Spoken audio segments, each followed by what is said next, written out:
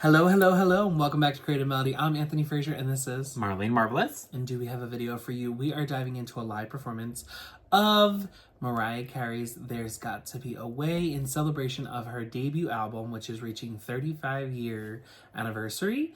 So there is a special acapella that Mariah did for George Floyd, and we want to go ahead and review that. It's a small clip, but there is a rendition that is done with the piano and then followed by just her acapella.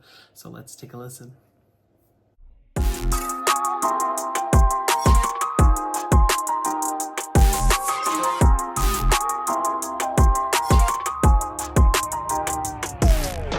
Until I feel the vibrations. I don't understand how that can be regulated bigotry. There's got to be a way to connect this world today.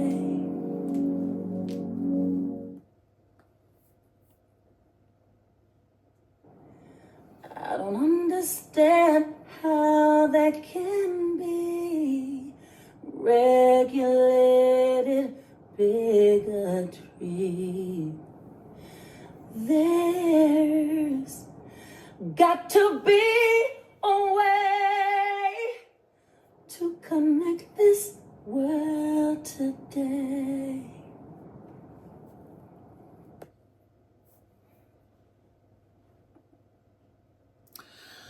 Well, I do want to say, I stand in solidarity with justice for George Floyd, as I feel like everybody else should as well. And yes, we do support also Black Lives Matter, and we are against any kind of racial bigotry or, injustice in any way. We want to make sure that we have a voice and a platform, and we're speaking up for people who necessarily can't always speak for themselves, whether in smaller or minority groups. So that comes from both of us to you, and hopefully we can all spread some more positivity and love and joy into the world. But as for this performance, Mariah truthfully outdid herself. The vocals are absolutely vocaling, and to know that this was only 5 years ago, so at the 30th anniversary of this, basically, she went ahead and sang this, and her vocals sound amazing. Oh, yeah. Absolutely amazing. So, yeah, I'm gonna rate this performance a 10. I know it's literally only like 26 seconds, but I think she did phenomenal, so... Yeah, I mean, I have to agree. It's a 10. I love her vocals in this. And she also looks amazing, too. Like, the little amount of makeup that she's wearing, like, I don't know, it just makes her look very, like, natural. Like, which is a little different for her, because I feel like she's always... Well, listen, no, Mariah loves to be done up. She loves to have her high glam moment. Mm-hmm. Like, let's not kid ourselves. Like, she likes to do the high glam, and listen, I respect that, Mm-hmm. And I like that. I like seeing the girls do high glam. I don't like the no basic shit, I want makeup. I want girls to come out with makeup on their face. Mm-hmm. But, like, there ain't nothing wrong with the little makeup, too. Like, I thought she looked good. I just thought it was a little different for her, okay? Damn, don't judge over here. No, I'm not saying that. I'm just saying you said, like, she only comes out caked up to the gods, so... She doesn't. She comes out plain face sometimes. Sometimes, yeah, sometimes. And throughout all of, the Big Sick, she came out caked up as well, so... True. But, yeah, no, I mean, listen, especially during that time when all that went down, honestly, I remember when it all went down and, like, seeing everyone, like, trying to protest and seeing, especially during the time when we're all, like, locked in our houses and stuff, and, the shutdown. It was kind of, like, it was crazy because, especially out here in Arizona, like, seeing how our, like, what's the term? Hmm. Not necessarily government, but like, you know, our elected officials and like the police here, like how they handled the situation and basically put a curfew on us. And it was something that was very scary because Arizona is basically known to be like the worst at police officers racially profiling people. And you know, I wouldn't say we're the worst, but we're pretty high up. Yeah, well, no, I mean, I believe it is statistically speaking that, like, especially in the Phoenix, Arizona, like, Really? yeah, I believe Phoenix, Arizona is, like, literally the worst with their police department. And so, like, but a lot of people were also talking about, like, how this is just another excuse to kind of, like, attack people of color. Mm-hmm. And so, for me, like, being half Mexican, it was kind of scary to think that like my family members could be in trouble and could be affected by this. You know, it's like, even if it was just like they were outside of their house, you know, like for just 1 second, mm-hmm. You know, what could have that meant? Well, you know, it's so funny that you say that. When I first moved out here 15 years ago, I actually remember that I was driving from Tempe, getting onto the 101, heading north to North Scottsdale, where I lived. And I got stopped, like literally right, the first exit. I wasn't even the first exit onto the ramp. And they stopped me and they were like, hey, do you have a green card? And I was like, what? What is a green card? Like, I had no idea. I was like 18. And I'm like, I don't know what that is. Like, and they were like, you know, do you have any way to prove that you're a citizen of the United States? I'm like a social security card? Like, and they were like, oh, you have a social? Like, and I was like, what the hell? And then when I said something to my grandmother, she was like, oh, well, it's probably because, you know, they profile for, you know, Mexicans and stuff like that. And I'm like, what? They're just stopping people randomly and asking if they have fucking green cards? Like, and I mean, now, I was a little dark. I do get dark, you know, when I tan, and I was a little darker, but I wasn't that dark to think, you know, that I was, I don't know, anywhere to be profiled. I was probably leaning more white, but also being Latino as well, I could kind of get where they would get, okay, well, the darker features and this and that with the hair, and they probably were like, all right, pull his ass over. Well, I mean, also, especially the way that you've talked about how you've told me from how you used to dress back then too. Well, yes, very baggy clothing and stuff like that, and more like the shady limited, and you know, my hat worn backwards, and you know, I don't know. But again, that's just, how do you know it's just not a fucking young kid who like watched 8 Mile growing up and fucking wanted to be Eminem or something? You know what I'm saying? Like, yeah. How do you racially profile that as like a specific demographic? Like, I just don't get that. That just doesn't make sense to me. Like, so many people can look at anything that is coming across media in any way, whether that's music or music videos or TV or movies or so on and so forth, right? And they can pick up on certain things because when you're young and impressionable, you start to like certain things, right? You lean towards certain behaviors and things that you like, whether it's good, bad, or indifferent, right?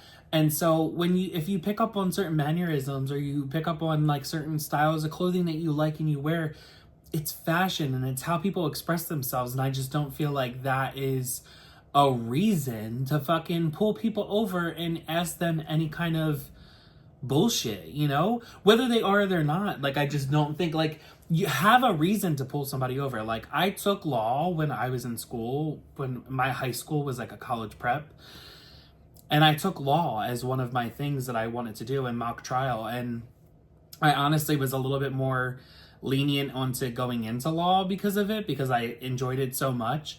But I learned a lot of good things that I don't think a lot of people my age at that time would have known. You know, if I got pulled over by the cops, I knew that they needed a search warrant to go through anything in my car. I could ask for the supervisor to come down. Like, there were certain things that I was kind of keen on that even growing up in Philly, I wouldn't have known, because it's not what people were talking about. You know, I kind of grew up in a poor area, you know, and more in the city of things, and people weren't as smart when it came to the cops, you know what I'm saying? Like we just kind of weren't on to the keen things, you know?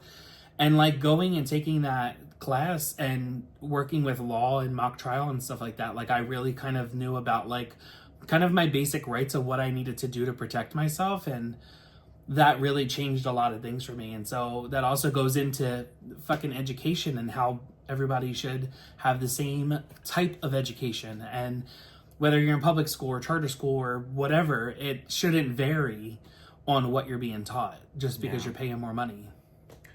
Yeah. Privilege. I mean, yeah. But I mean, I guess for me, like, it's something that I've always, like, known, especially living out here in Arizona. Because I mean, even like by the time that you were here in Arizona, you said you're 18, so I would have been like 14. I moved out here in 2010. Yeah. By the time it was 2010, I was like, yeah, graduating 8th grade, going into freshman year. So it's so crazy to think. But your dad, is Mexican. Yeah. And his family, you know, were probably racially profiled, correct? I mean, even then, like, it's weird because, like, there's not really much communication between, like, me and, like, the rest of my family. It's not something that, like, I really have a discussion with the rest of my family. If they're having more of a discussion with my dad, and that's more just between them. It's not, he doesn't really share that kind of, and really any information about what goes on with them, with the rest of us. But I will say there have been times where we will come back from California, like growing up when we would go to vacation, we'd go to California and we were on our way back, we would get pulled over by the cops. And a lot of the times the cops would just like look at us and they'd be like, they would look at my dad, they look at my mom, and they look at me and my sister, and then they back to like my parents. And like they just had this like weird look on their face. Like they were confused, they were concerned, they were like very cautious. And looking back at, like, I think at the time I was just kind of like, I don't understand. But now looking back at it, I'm like, oh, you probably thought this was like some sort of like hostage situation. Like, but it's like, no, like we're family. We're a family. Right. I know my mom, she never changed her last name. Even after she got married, she was like, I don't want to change my last name. I don't care to. And so, obviously my mom, she's going to still have her maiden name on her ID, but like, you know, they are legally married, and it's just kind of like crazy to think that like, for me, it's always been normal. When I tell people I don't really see color, and it's something that I try not to say because I know it does sometimes upset people, but I really don't see color in the sense of like, I don't really stereotype people based on their color. Like if I'm going to see someone like who's, you know, of a different culture, I'm not going to be like, oh, like you do this, that, and the third, or like, you know, you must like this, and that, or not like this, that, and that. You know what I mean? But that's not always true. And I feel like that people want to box each other and categorize everyone and have these expectations for people based on their skin tone. And I think that that's just so like stupid.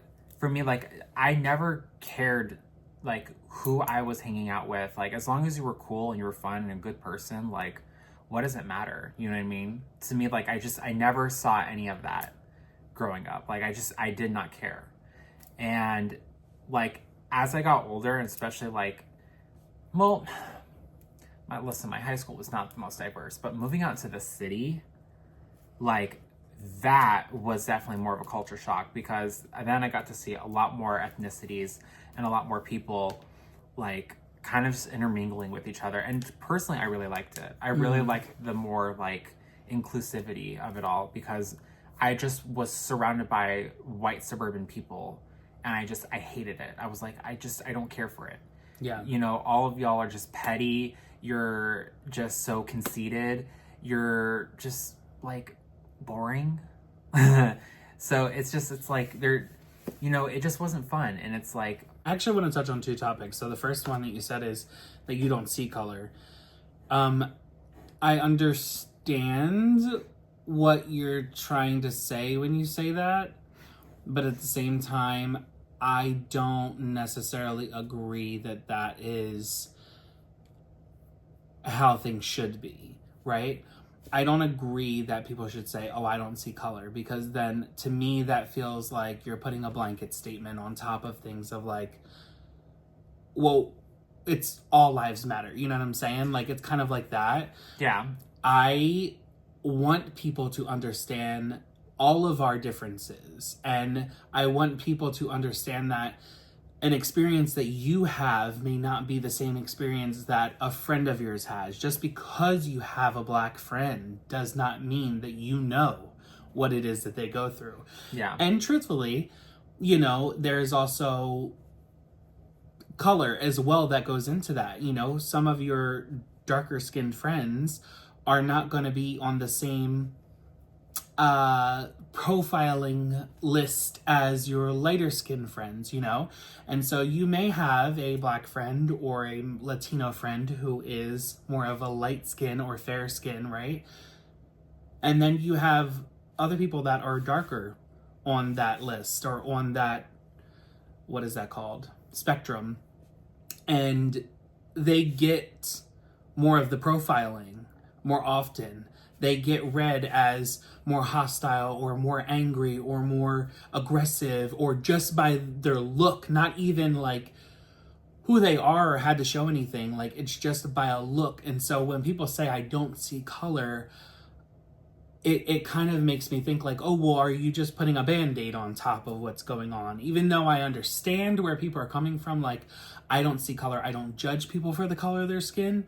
At the same time, I'm like, but you should see it because you should be aware of everything that is going on. It's kind of like, you shouldn't just worry about yourself. You should also worry about other people. And I kind of have this thing where I grew up in Philadelphia, right? And so I grew up in a very broad melting pot of a place, okay? A lot of my friends in school were Black and Spanish of some descent, right? Asian, whatever. Like, when I tell you I went to school with a melting pot, I had Arabic kids of, you know, different backgrounds. Like, they were Iranian and what's the other one? Iranian and Islamic. No, Iran. There's another place that's close by. Not Iraq. Afghanistan, yes. So Iranian and Afghanistanian and Armenian. And then I knew no Mexicans. I knew of Mexicans because of reading our textbooks, right? But I knew no Mexicans. I grew up with people in school that were either Puerto Rican, Dominican, or Cuban, right? And again, East Coast, Philadelphia. Again, that's where a lot of people have kind of migrated to when they came from the islands down there, right? Even my own people. And then you would have like all the different Asians, whether you would have the Indian or whether you would have, you know, like Japanese or Korean or whatever, Chinese, whatever have you, right? Filipinos. There was just such a huge melting pot of people. And then you also had, you know, your Italians and your Irish and your this and your that, right? There was just a big melting pot. And in South Philly, things were a bit more segregated. Everybody had their own blocks. Like, there was a block for Italians, there was a block for Puerto Ricans, there was a block, and as you knew as you drove down these blocks who was who, because they had flags and they would literally celebrate their culture and who they were. And for the most part, people pretty much got along as long as you stayed in your place, you know? Like, you knew not to go on certain blocks and do certain things, right? And even people who were African American or of some descent of mixed culture, right? You weren't necessarily only just downtown. You were kind of spread across the entire area, you know, like of Philadelphia. And so I've always grew up with just not seeing the same person as me. I always grew up trying and having to understand the difficulties that other people are kind of going through, and also being empathetic towards that as well, of like, how do I understand what my friend is feeling, you know?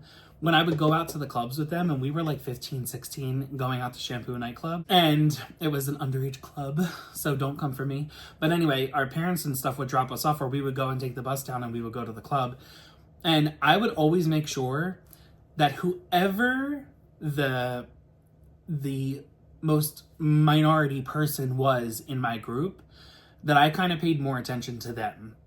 You know, whether it was more the Black female or whether it was the Latina female, you know, I made sure that I kind of paid more attention to them to make sure that they weren't being taken advantage of. And then I put everybody else right behind them, like staggered. And I was always kind of the dad of the group, because it was like, I always wanted to make sure that everybody else was having fun. And in the end, as long as everybody else was good, I was good, you know, and I knew that as long as I stayed sober and I was cool, like everybody else was going to get home safe and we were going to be good.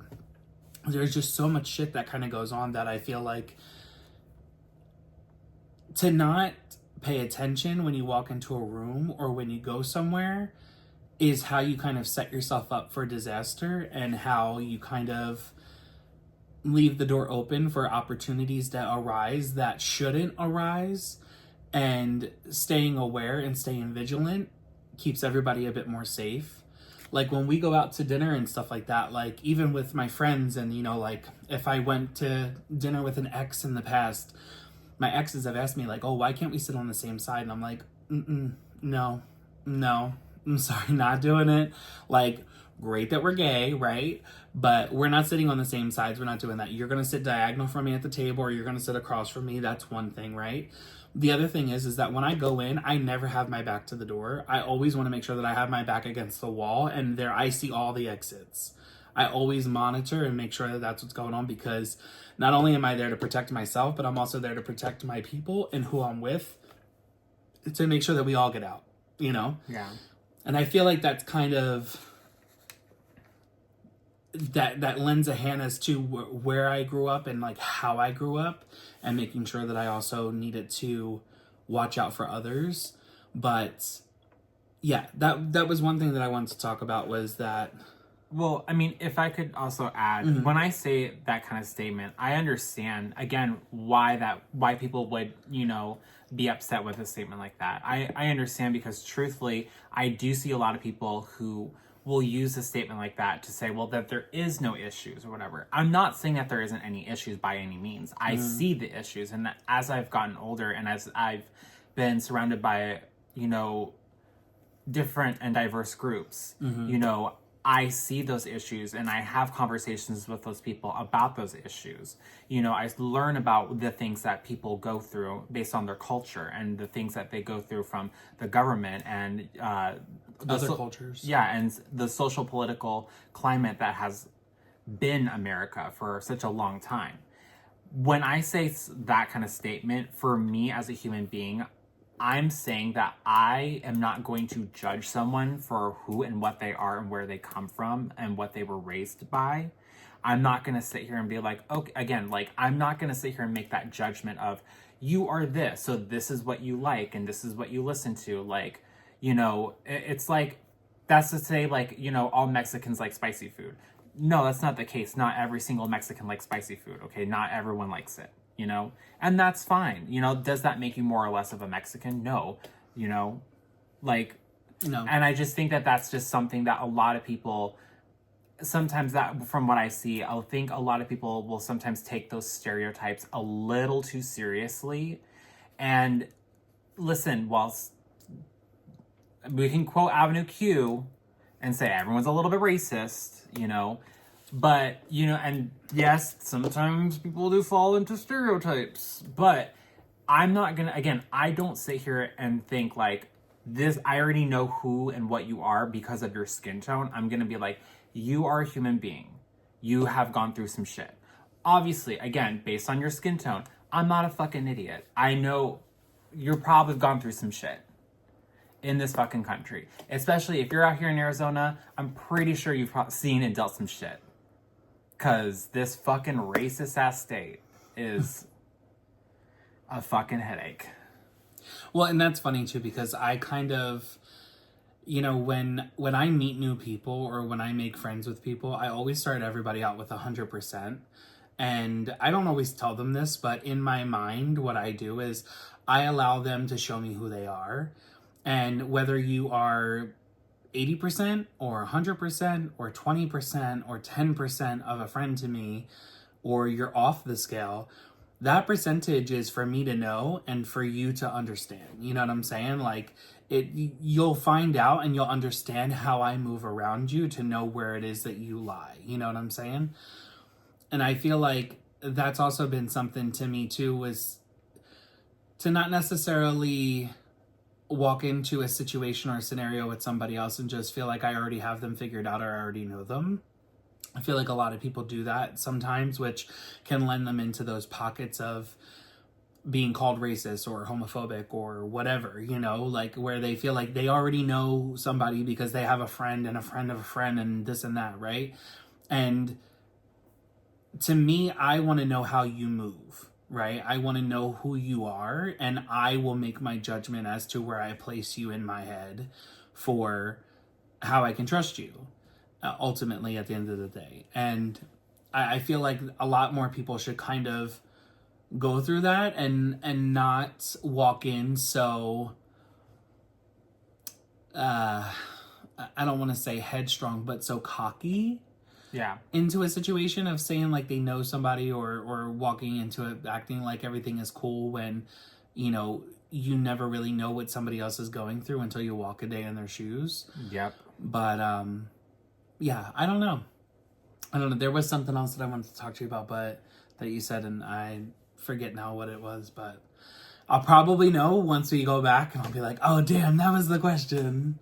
Because that always seems to happen. But I do like how this song, There's Got to Be a Way by Mariah, kind of brings up this issue that obviously has been here for a very long time. And it is not just in America. It is worldwide that we have hate and bigotry and misunderstandings and racism and homophobia and transphobia and just I don't even want to say misunderstanding, because it's just a complete ignorant attack on somebody else because you don't want to understand who they are. And even if you can't understand who they are, even if you cannot be bothered, the least you can do is just be a decent human and show them respect at the end of the day. And I think that that's a huge thing that this world needs to kind of get a grasp on, because I can at least speak for myself and say that I am not going to go down without a fight at all. I will not allow any racist bullshit in front of me. If I see it, I'm gonna call it the fuck out, because that's just who I am. And I've always grown up that way. So I think more people need to be like that. I need more people to speak up and say something and stand up for those who may not necessarily be able to stand up for themselves, or maybe in such utter shock of what is going on that they don't think about standing up for themselves in that moment until the moment is gone, and then they are kicking themselves because they didn't stand up for themselves. You know, my whole thing is like, how would you feel if it was your mother or your sister going through that situation? Or if it was yourself going through that situation? Would you not want somebody to stick up for you, you know? Again, putting yourself in their shoes. But I'm glad that this song has kind of helped us with that topic, because it has been something that I feel like we both want to talk about on this channel. And when you're reviewing music, it's not always the easiest thing and topic to kind of get into. And, you know, I feel like we've lightly touched on it now, and now it's kind of opened up the gate to continue the conversation here and there when we need to bring it up. So, yeah, but with that being said, we're going to go ahead and leave you guys with this video. We're going to head on to another one. Be sure to like, comment, and subscribe, and hit that notification button for all future videos. We will see you very soon. Bye for now. Bye.